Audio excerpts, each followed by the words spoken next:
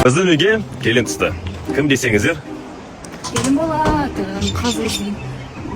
Қай достар? Сәлем оқырман. Айсажан Мөлдірді алып қашты. Күтпеген оқиға. Күтпеген шешім. Біреулер әзілдеп қабылдады. Бірақ бұл шындық. Сол күннен бастап Мөлдірдің өмірі күрт өзгерді. Басында қызыл халат, басында ақ орамал.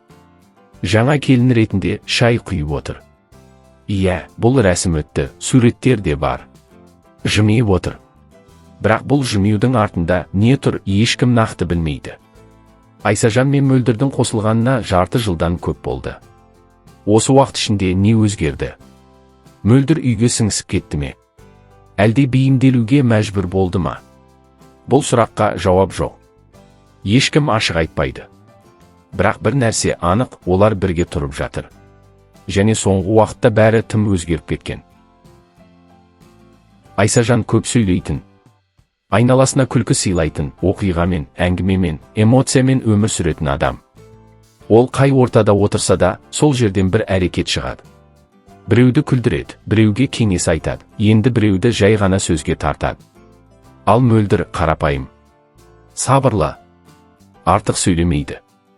Тыңдағанды жақсы көреді. Сол үшін де екеуінің арасындағы байланыс басқалардан ерек болды.